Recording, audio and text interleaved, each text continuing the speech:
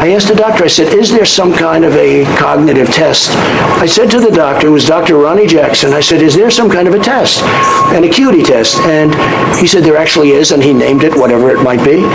And it was 30 or 35 questions. The first questions are very easy. The last questions are much more difficult.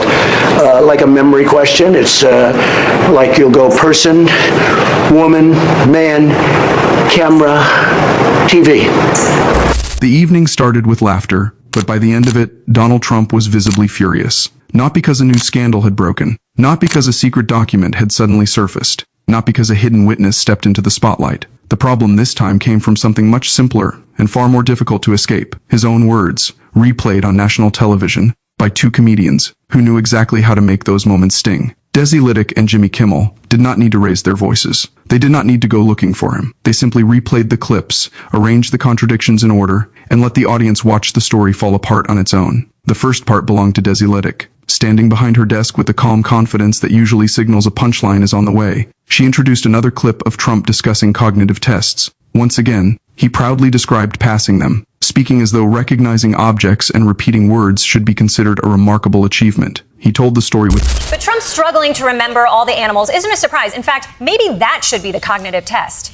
You have a lion, a bear, an alligator, and what's another good? A squirrel, okay? Which is the squirrel? You have a lion, a giraffe, a whale, and a shark. And they'll say, which one's the lion? It's a lion, a giraffe, a bear, and a shark.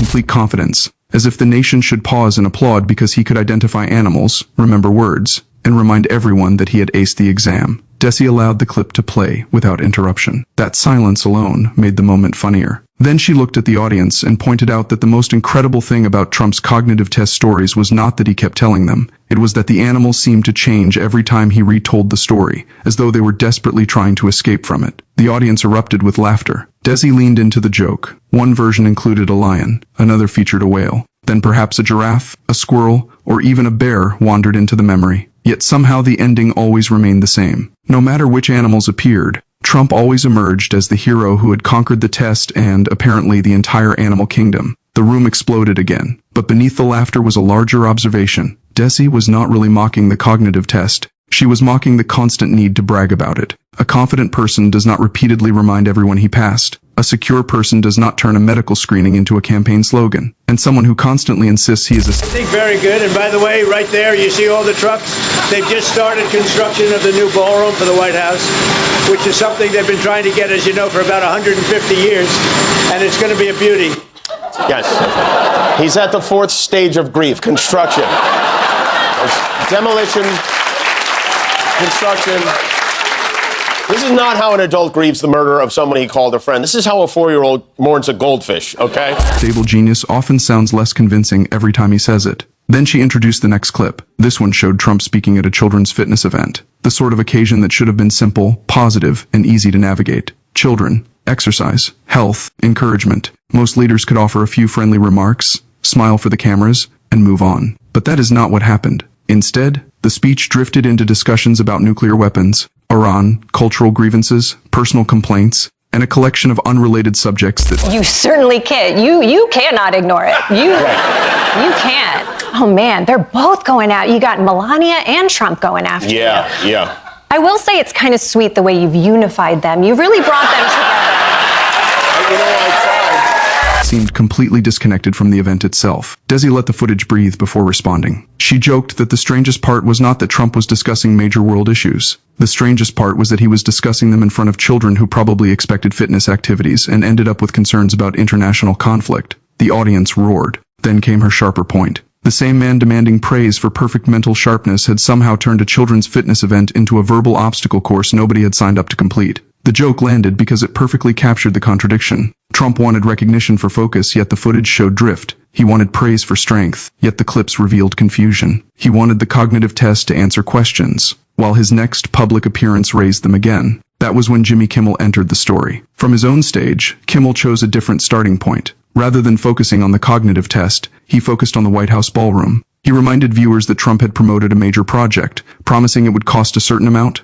rely on private funding, and avoid placing any burden on taxpayers. Then Kimmel walked through how those promises gradually became less certain, more expensive, and increasingly complicated as details emerged. The audience laughed because the pattern felt familiar. The promise always begins the same way: beautiful, simple, paid for by someone else. Then reality arrives carrying the bill, and somehow taxpayers are told not to worry about the details. Kimmel paused before delivering the line that brought the room down. There is nothing more Trump than promising billionaires will pay for something, and then somehow the taxpayer starts feeling a hand in his pocket. The crowd erupted. President Trump hosted a group of children at the White House today for an event promoting physical fitness. Ah, there we go. That's more your speed. Now you can talk about animals until your heart's content. The power of a nuclear weapon is something I don't even want to talk about. We can't let Iran have a nuclear weapon. You might be too young for this. Then he connected the story back to the children's fitness event. That was where both segments came together. Desi had highlighted the contradictions surrounding mental sharpness. Kimmel highlighted the contradictions surrounding promises and leadership. 1 minute Trump was praising his own intelligence and focus. The next he was turning a children's event into a wandering discussion about wars, grievances, cultural disputes, and personal complaints. Kimmel joked that most politicians attend a children's fitness event and talk about exercise. Trump attends one, and somehow the children leave knowing more about international tensions than recess. The audience laughed even louder, but they were also recognizing something deeper. Both Desi and Kimmel were pointing toward the same pattern from different angles. Trump creates the headline and then becomes angry when someone repeats it. He says something, does something, posts something, promises something, contradicts something, then acts surprised when late-night television notices. That was why the jokes landed so effectively. They were not built from imagination. They were built from replay. Then came the reaction everyone expected. In this dramatized version, the responses arrived quickly. Kimmel was talentless. Desi was desperate. Late-night television was failing. Networks should be embarrassed. Nobody watches. Nobody cares. The familiar criticisms appeared right on schedule, but they carried the same weakness underneath. If nobody watches, why does he always know exactly what was said? If the shows are irrelevant, why does he react as though the joke struck a nerve? If late night is dead, why does he keep announcing its death again and again? Desi immediately turned the reaction into another joke. She said Trump calling late-night television dead while responding to every segment was like attending a funeral and arguing with the corpse. The audience erupted. Kimmel followed with his own observation, saying Trump has a rare talent for proving a joke right while complaining about it. That was when the entire situation became a cycle he could not escape. He attacks. They joke. He reacts. The reaction becomes evidence. Then the next joke lands even harder. That was what made the anger look so damaging. Trump was not simply responding. He was feeding the very process he wanted to stop. Every post created another monologue. Every insult created another segment. Every demand that networks fire people made the jokes feel less like comedy and more like evidence of panic. The more emotional he became, the calmer they appeared. The more he complained about ratings, talent, and enemies, the more viewers focused on the original footage, the cognitive test stories,